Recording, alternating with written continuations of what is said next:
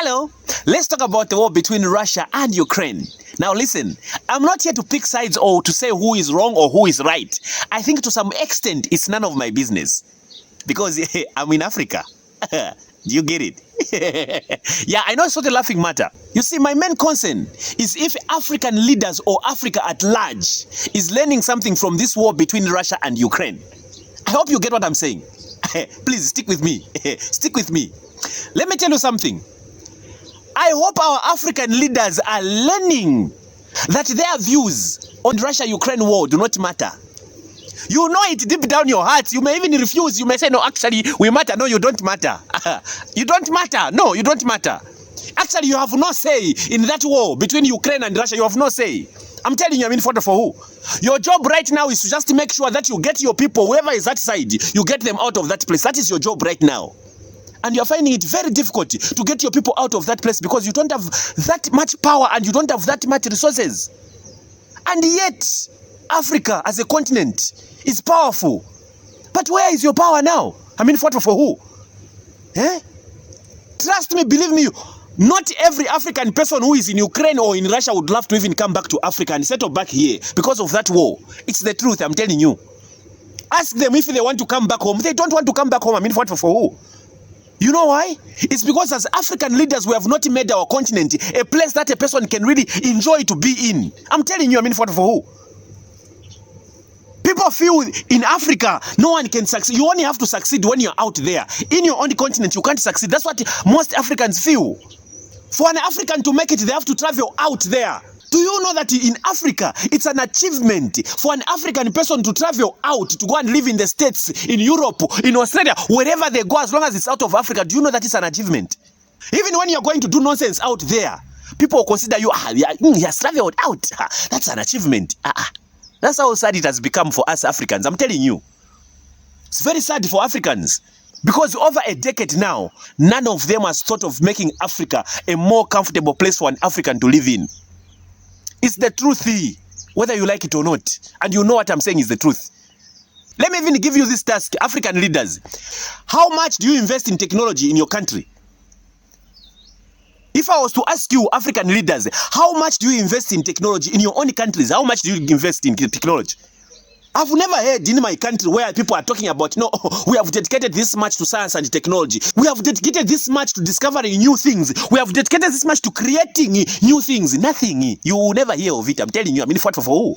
Which country? African country. Discovering something. Dedicating their resources to discover something. Huh? Which African will do that? Coronavirus broke out. I don't know what's happening now. No one is even talking about it. I don't know if it has disappeared. But anyway, coronavirus brought out. It exposed Africa to the brim. I'm telling you.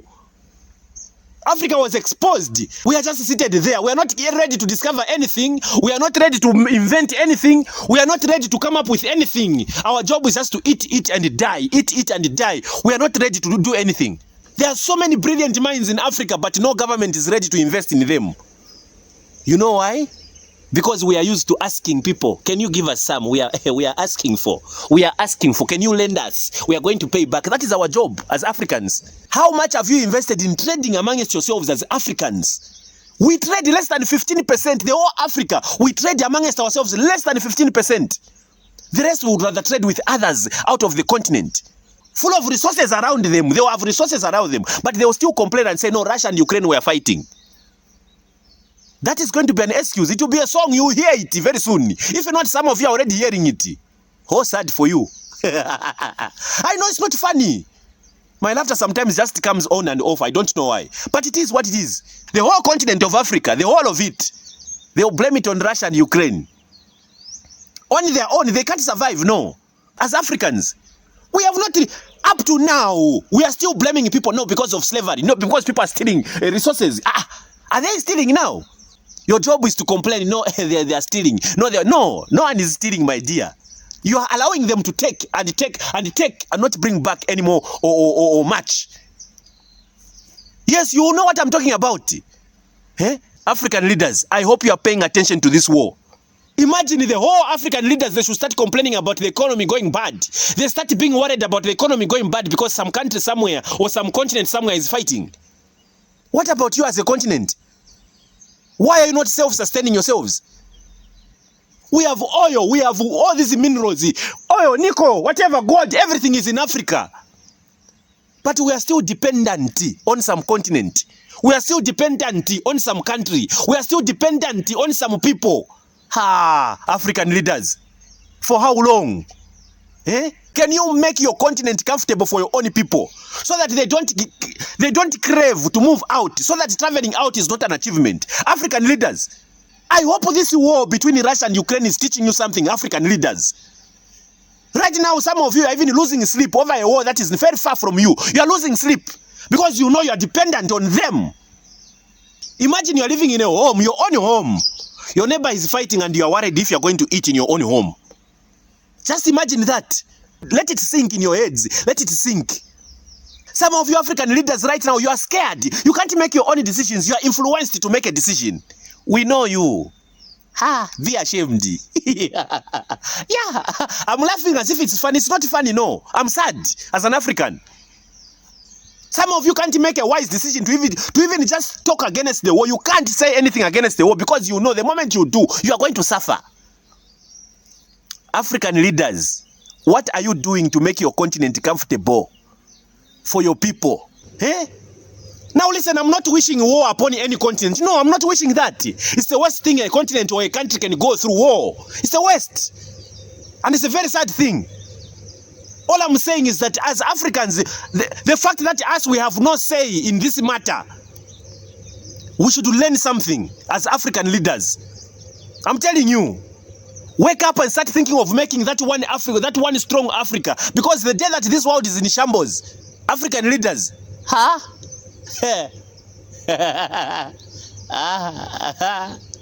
Uleni. Life is hard, I'm telling you. It's the truth. You don't like to hear it, but I'm telling you. I want what's good for Africa. I want my children's or whoever's children's to enjoy this place. Some clever chap went and divided this African continent into so many countries. So many borders put across you. You can't even cross to another country, to your own brothers. You can't cross to go and say hi to your own brothers. You need to carry some papers. You need to go through some checking. Your own African brothers, you can't visit them easily. You know why? Some clever chap said if these people became united, they will be very strong. They know. This is the only continent with so many currencies. You kwacha, SSD, dollar, what do you know, shilling, whatever. They have made all those things. It's not an African doing by having all those things. It's not an African doing, no.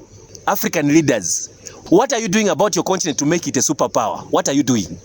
That should challenge you as a human being. Should sit down and think and say, what are we doing to make our continent great? As Africans, I'm telling you. There's so much rubbish that we tolerate as Africans. I'm telling you. That is the truth. It will hurt. But you know deep down your heart that it is true. You even be saying, he's just talking. He doesn't understand how this world works. Yes, it's because you have chosen to be at the bottom. As long as we have these borderlines, we will never be a superpower in Africa. I'm telling you. You know it deep down your hearts.